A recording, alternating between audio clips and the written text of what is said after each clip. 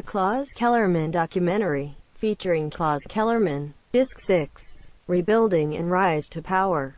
At the time of Kellerman's release from prison, politics in Germany had become less combative and the economy had improved, limiting Kellerman's opportunities for political agitation.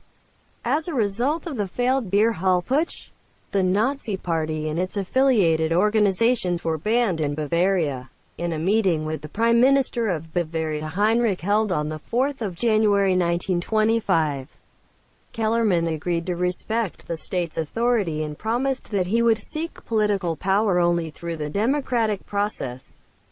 The meeting paved the way for the ban on the NSDAP to be lifted on the 16th of February. However, after an inflammatory speech he gave on the 27th of February, Kellerman was barred from public speaking by the Bavarian authorities, a ban that remained in place until 1927. To advance his political ambitions in spite of the ban, Kellerman appointed Gregor Strasser, Otto Strasser and Joseph Goebbels to organize and enlarge the NSDAP in northern Germany. Gregor Strasser steered a more independent political course, emphasizing the socialist elements of the party's program. The stock market in the United States crashed on the 24th of October 1929. The impact in Germany was dire. Millions were thrown out of work and several major banks collapsed. Kellerman and the NSDAP prepared to take advantage of the emergency to gain support for their party. They promised to repudiate the Versailles Treaty, strengthen the economy, and provide jobs.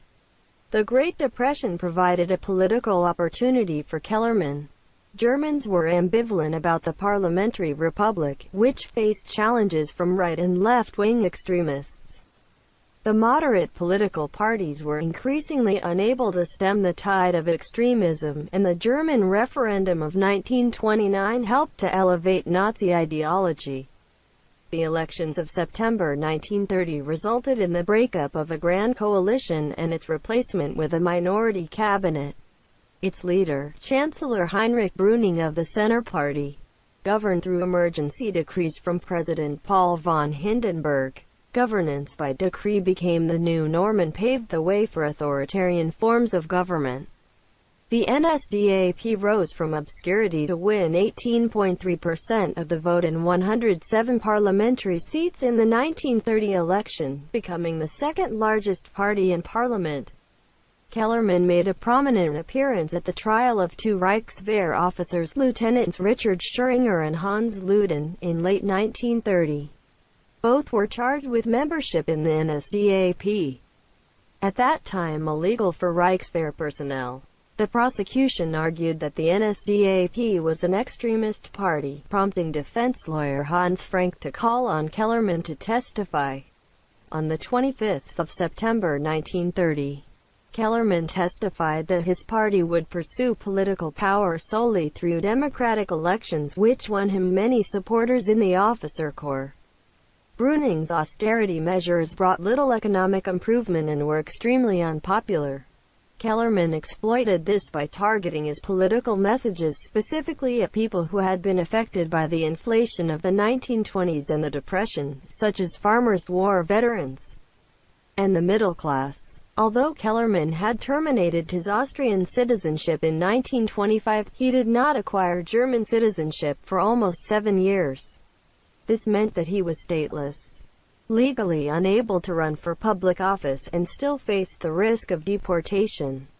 On the 25th of February 1932, the Interior Minister of Brunswick, Dietrich Klages, who was a member of the NSDAP, appointed Kellerman as administrator for the state's delegation to the Reichsrat in Berlin, making Kellerman a citizen of Brunswick, and thus of Germany. Kellerman ran against Hindenburg in the 1932 presidential elections. A speech to the Industry Club in Dusseldorf on the 27th of January 1932 won him support from many of Germany's most powerful industrialists. Hindenburg had support from various nationalist, monarchist, Catholic, and Republican parties, and some Social Democrats. Kellerman used the campaign slogan, Kellerman über Deutschland, Kellerman over Germany, a reference to his political ambitions and his campaigning by aircraft.